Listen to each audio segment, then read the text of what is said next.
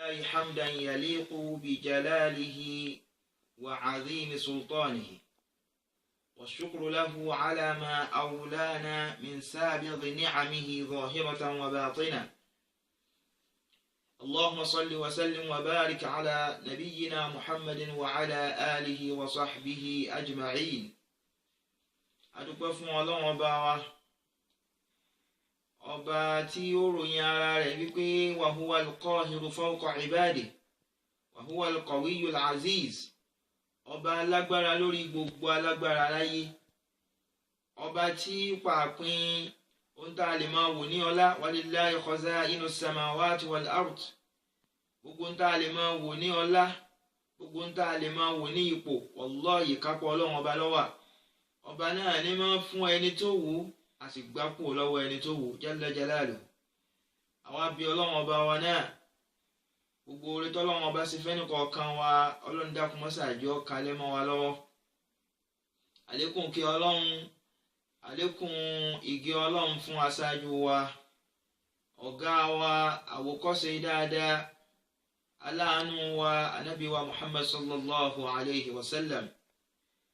Bí a ṣe ṣe fún ànábì yìí, kí ládàá rẹ̀ kó sàn dọ́dọ̀ gbogbo àwọn ará ilé ànábì pátá, kó wá dọ́dọ̀ gbogbo àwọn sọ̀hábà tí wọ́n ṣiṣẹ́ dáadáa lẹ̀ tí gbogbo wa ń jẹ lónìí.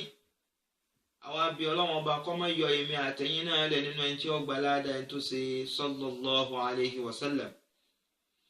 Ẹ̀rí mo kí gbogbo jàmá mùsùlùmí mùsùlùmá níbikíbi tá a wà, gbogbo àwa tí a ju pájúṣe wálẹ̀ fọ́lọ́run lórí ìbádà, gbogbo àwa tí a ju ọkàn wálẹ̀ fọ́lọ́run lórí ìtẹ̀lé tọ́lọ́run àti tànàbí sallallahu alayhi wa sallam, ní pàtàkì jùlọ nínú Ramadan tá a wà yìí.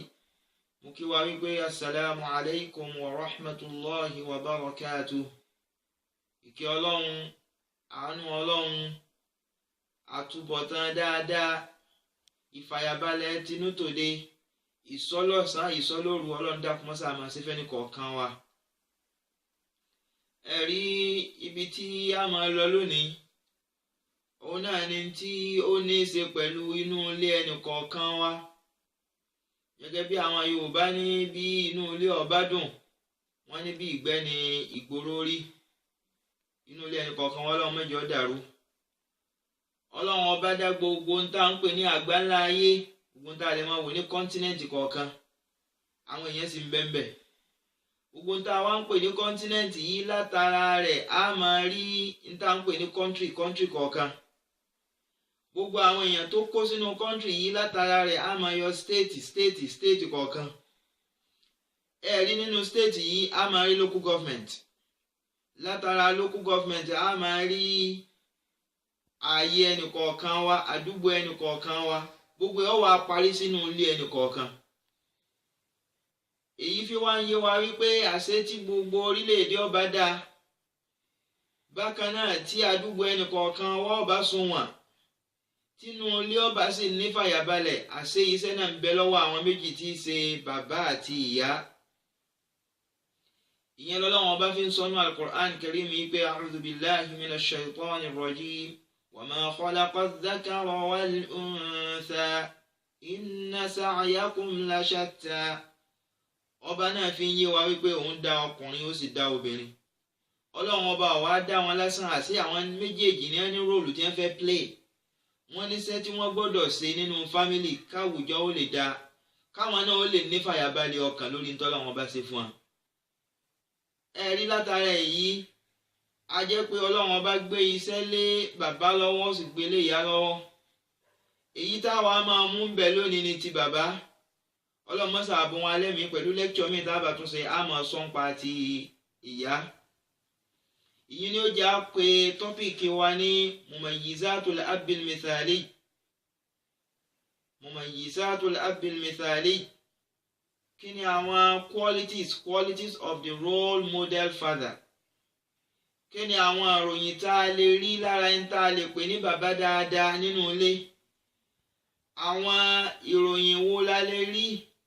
Àwọn nǹkan wo la gbọ́dọ̀ bá lọ́wọ́ bàbá tá a lè wò yí pé bàbá alálùbáríkà lélẹ̀ yìí?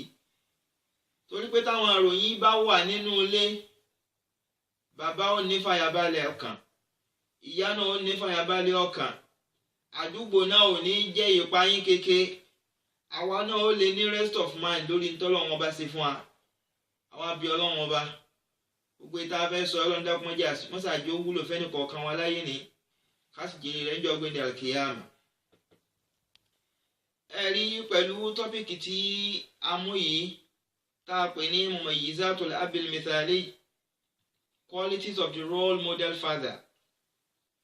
àwọn àròyìn wo la gbọ́dọ̀ rí lára ẹni tá a pè ní òpómúléró nínú ilé, ipò tí ọlọ́run ọba gbé bàbá sí nínú ilé, ipò tí ọlọ́run ọba gbé ẹni tá a lè pè ní ọkọ ìyàwó sí nínú ilé.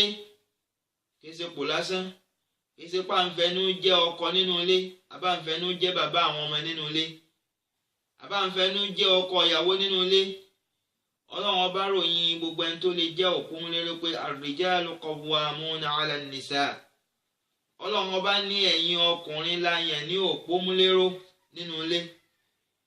èyí fi yé wa wípé níjọ́ tí òpó ọba ti dúró dáadáa má nínú ilé náà ó ti wọ́. níjọ́ tí ẹ̀ ń tà pé ní Central Processing Unit CPU tí ọba ti ṣiṣẹ́ rẹ̀ dáadáa náà lórí kọ̀ǹpútà náà lórí rẹ̀ náà ó ti dàrú.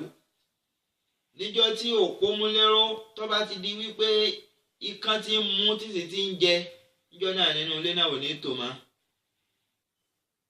gbogbo ẹni tó wá fẹ́ jẹ́ ọ̀kan nínú àwọn tá a sọ wípé ó jẹ́ role model tí ó jẹ́ bàbá dáadáa nínú ilé, àfi kó ní àwọn àròyìn mẹ́rin lọ́wọ́. látara àròyìn mẹ́rẹ̀ẹ̀rin yìí tó bá ní, yóò ní fàyàbalẹ̀ ọkàn nínú ilé, ìyàwó rẹ̀ ó ní fàyàbalẹ̀ ọkàn nínú ilé, àdúgbò tí wọ́n wà náà àwọn náà ó ní fàyàbalẹ̀ ọkàn. ẹ wá bí mi léèrè pé kí ni àwọn àròyìn mẹ́rẹ̀ẹ̀rin náà?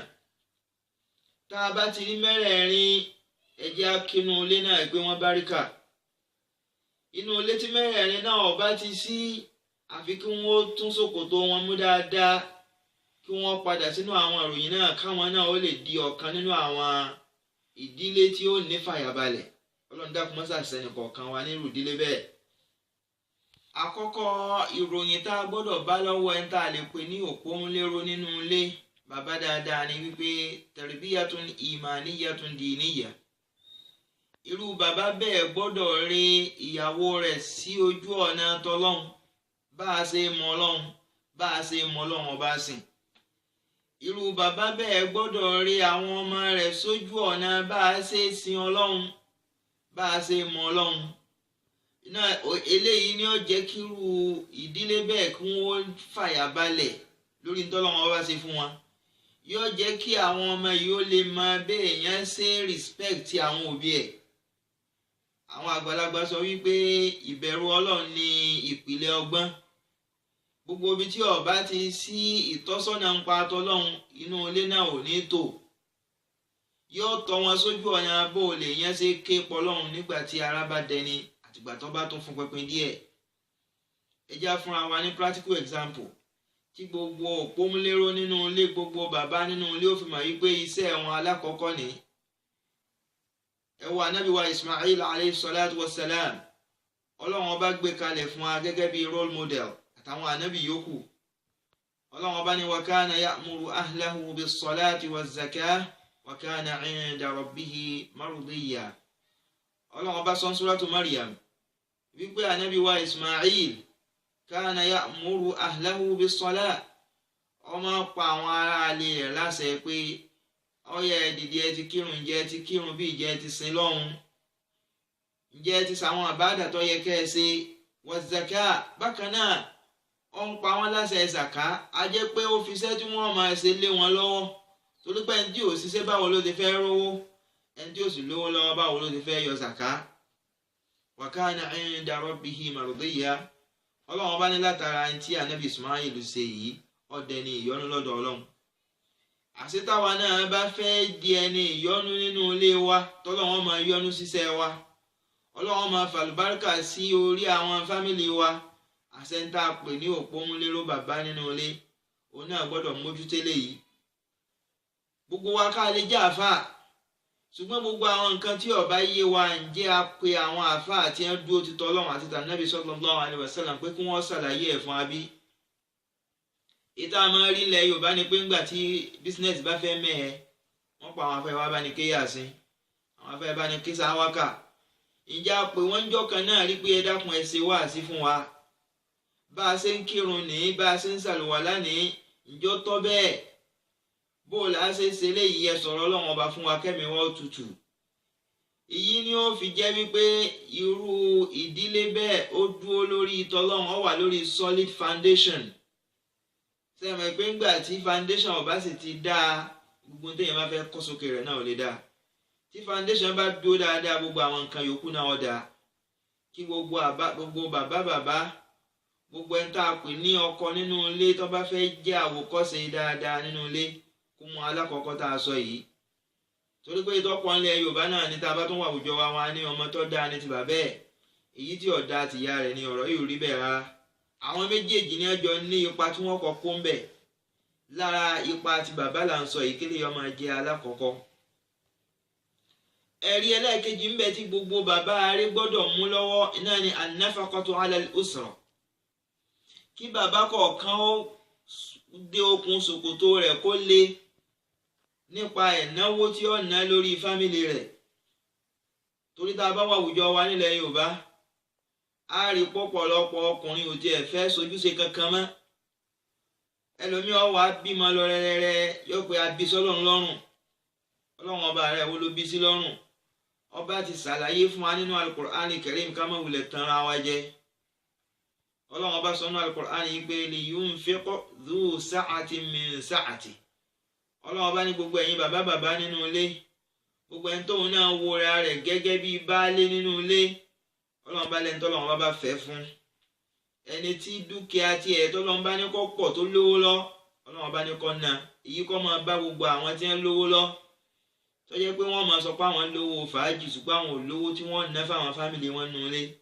wọ́n lè náwó fẹ́lẹ́rẹ́ ń ta wọ́n lè ya pépà ń ta ṣùgbọ́n àwọn fámìlì wọn ó sì máa sọ́fà èyí ọ̀tẹ̀lé ń tọ́lọ́run bá sọ kò sì fẹ́ rí fámìlì ẹ̀ lójú ọ̀nà tọ́lọ́run jẹ́ gbogbo ẹni tó bá fẹ́ rí wọn sójú ọ̀nà tọ́lọ́run Ọlọ́run ọba ní liyunfiq dhu sa'atin min sa'ati gbogbo wọn tọ́lọ́run bá bù fún náwó fáwọn fámìlì ẹ̀ àwọn tí ó bá jẹ́ wípé Ọlọ́run ọba wọn ọ̀la wọn ọ̀ságbé owó tí wọn pọ̀ bóyá ti àárọ̀ bá tọ̀sán Ọlọ́run ọba ní wa man qudira alayhi rizqu gbogbo ẹni tó bá jẹ́ wípé àsìkí tí ọ̀pọ̀ ọba náà wá di ẹrù tó lélẹ̀ ẹnìkọ̀ọ̀kan wa lórí ọba náà gbé lórí iṣẹ́ bó ti ma ẹlẹ́wà àṣàpọ́n Ọlọ́run ọba lẹ́nu tí bá ń bẹ lọ́wọ́ rẹ̀ náà falyunfiq mimma atahu Allah la yukallifu Allahu nafsan illa ma ataha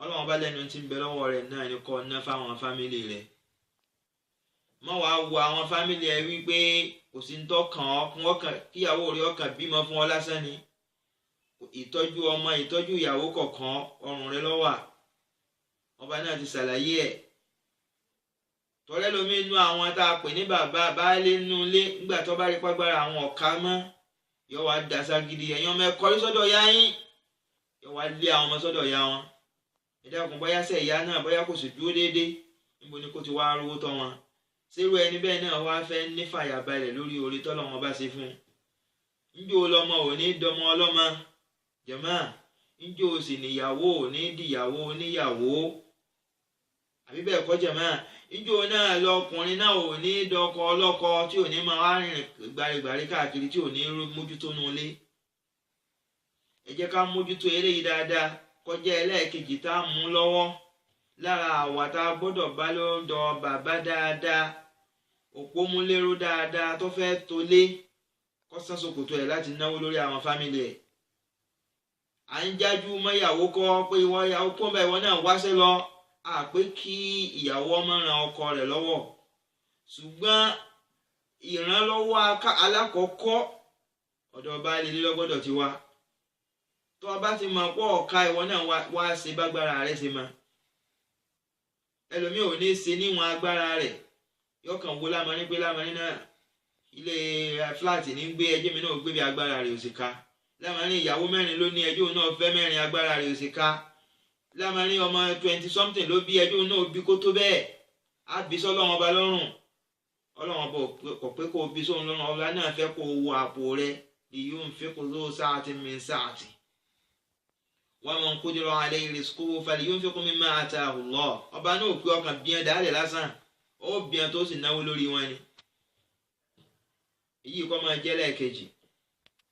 Ẹ̀rí etí ó máa jẹ́ quality ẹlẹ́ẹ̀kẹta, tí ó máa jẹ́ ròyìn ẹlẹ́ẹ̀kẹta tá a gbọ́dọ̀ bá lọ́wọ́ bàbá rẹ̀ nínú ilé, gẹ́gẹ́ bá a ṣe pé tọ́pìkì wa. Bàbá tó fẹ́ ní fàyàbalẹ̀ lórí àwọn ọmọ rẹ̀, tó sì fẹ́ ní fàyàbalẹ̀ lọ́jọ́ iwájú, ẹlẹ́ẹ̀kẹta náà ni pé at-tarbiyatu wat-ta'lim. Irú bàbá bẹ́ẹ̀ gbọ́dọ̀ wá iṣẹ́, ó gbọ́dọ̀ fi iṣẹ́ dáadáa láwọn ọmọ lọ́wọ́. Ó gbọ́dọ̀ gbìyànjú láti rán àwọn ọmọ náà lọ sí school, kó rán wọn lọ sí ilé kéwú. Èyí tó bá sì fẹ́ kọ́ṣẹ́ ń bẹ̀ kó rán lọ ẹnu ẹ̀kọ́ṣẹ́. Ẹlòmíì sì lè kó mẹ́tẹ̀ẹ̀ta papọ̀, kí wọ́n rán lọ sí school, kí wọ́n rán lọ sí ilé kéwú, kí wọ́n sì lọ síbi ẹ̀kọ́ṣẹ́. Ẹ̀rí látara tá a kà kalẹ̀ yìí, bàbá náà gbọ́dọ̀ worú school wo lọ́mọ lọ, kó má jẹ́ pé ibi tí wọ́n ti brainwash ọmọ ni. Ó sì gbọ́dọ̀ worú ilé kéwú wo ní ó lọ, kó má jẹ́ àfáà tí ń lo apá tí ń lo tán, kó sì worú ọ̀gá tí ó fi sí ọ̀dọ̀ rẹ̀ láti lọ kọ́ṣẹ́. Kó má jẹ́ pé bàbá tí ń mu títí ń dàdúgbò láàmú káàkiri náà ni ó tún jọ̀gá, torí pé yóò lapa lára ọmọ ẹsẹ́. Irú nǹkan bí ó lapa lára ọmọ kéwú, bákan náà yóò lapa lára stúdẹ̀ǹtì tí òbí ọba ṣàmójútó bí irú skul tọ́mọ bá lọ. Islam ó gbà wá níyànjú wípé kéèyàn wá ìmọ̀. Ọlọ́run bá ní yarfa'illahu alladhina amanu minkum walladhina utul ilma darajat. Ọba wa bàbàrà kéèyàn ó ní ìmọ̀ lọ́wọ́, pé gbogbo ẹni tó bá nímọ̀, ìsìnmọ̀ kéwú ni, ìsìnmọ̀ òwe ni, ìsìnmọ̀ ẹ̀kọ́ṣẹ́ ni. Ọba náà nírú àwọn bẹ́ẹ̀ ipò ńláńlá wọn wà. Huwa alladhi ja'ala lakumul arda dhalulan famshu fi manakibiha. Ọba wa gbà wá níyànjú pé àyíkàn jókòó kalẹ̀, téèyàn wá jẹ ajínasẹ̀ tí jẹun ajígbọ́n ni. Ọlọ́run ọba ò fẹ́ bẹ́ẹ̀. Ọlọ́run ọba ní oríire Ọlọ́run ọba fẹ́. Ẹ wáṣẹ́ lọ, òǹkálùkù ẹ fà àwọn ọmọ yìí sí ẹnu iṣẹ́. Ìyàwó tó gbé kalẹ̀ tó bá rí pé sẹ́ẹ̀rì ò dúró déédéé, responsibility rẹ ni láti wá ní tí ó ṣe. Ìsepọ̀kọ̀ wàá sùn kalẹ̀, ìyàwó ti wá jálàmbá lọ láàárọ̀, bóyá yóò lọ ju oko àbí yóò lẹ́nu iṣẹ́ rẹ̀. Inú pálọ̀ náà ni ó tún bá bàbá, yóò wà ní ìyá Sadé, oko àtàárọ̀ o, ọjọ́ odò bí, rírà bí, ìwọ ló sì wà nù ilé yìí. Responsibility rẹ nìyẹn kẹ́. Nígbà wo ni ìfẹ́ fẹ́ wà láàrin àwọn méjèèjì? Nígbà tí ẹni tó jẹ́ wípé òun ló jẹ́ ìyàwó rẹ̀. Ìyàwó lè help ọkọ, ṣùgbọ́n kọ́kọ́ náà ó sún ṣòkòtò rẹ̀ kó le láti ṣàwọn iṣẹ́ yìí lórí ìyàwó ni lórí ọmọ. Torí pọ́mọ tí a kọ́ òun náà ni ó gbélé téèyàn bá kọ́tà. Látara kéèyàn ó ṣe léyìí, bàbá ó lè mójútó ẹ̀kọ́ ọmọ, yóò lè mójútó àwọn nǹkan tí ọmọ jẹ tí ó jẹ. Ẹwà Nábì wa Muhammad sallallahu alayhi wa sallam, ó ní ma akala ahadun qattun ta'aman ma akala ahadun ta'aman qattun khayran min an ya'kula min amali yadi. Ànábì ní tó lálùbáríkà jù, oúnjẹ tó lálùbáríkà jù tó yẹ kéèyàn máa ti bọ ẹnu ara rẹ̀. Irú oúnjẹ wo ni Ànábì sallallahu alayhi wa sallam? Ànábì ní iṣẹ́ oògùn rẹ̀ tó fọwọ́ ara rẹ̀ ṣe, tí èsì pọ̀ mú kàmọ́kàn ọ̀dà dúkìá ń dúkìá mọ́ tiẹ̀, tí èsì pọ̀ máa ti ń jalè káàkiri, àbọ̀ máa ti ń lo gbájú ẹ̀ káàkiri. Orí ìwọ bàbá ládàálé, ìwọ lọ́lọ́run ọba òbí lè rìn jọ ọgbẹ́ni alkiyama. Ẹ̀rí ńgbà tí àwọn bàbá mi tí wọn ò bá ṣe léyìí, tó bá wá pẹ́, wọ́n wá dasá gidi, wọ́n á yẹ ti lọ báyà yín náà kọ́ tọ́jú yín, ibà jọ bí yín ni, ẹjọ́ bí wọn ní lóòótọ́, ṣùgbọ́n ọ̀dọ̀ rẹ ni responsibility alákọ̀ọ́kọ́. Tàbí mi nú àwọn bàbá àti ẹ̀mọ́ ṣe mí ilẹ̀ Yorùbá tí wọ́n pa mí lẹ́rìn. Nígbà bá rí pé òun ti fọwọ́ ara àwọn fa tí ó yẹ kó wọn fara ọwọ́ ara àwọn fà tán, yóò wá pé ẹ̀yin ọmọ ẹ̀kọ́ rí Èkó ẹ wáṣẹ́ lọ, yóò la àwọn ọmọ mi ẹ̀kọ́ rí Abidjan ẹ wáṣẹ́ lọ, yóò la àwọn mi pé ọyọ ẹ̀kọ́ rí Port Harcourt.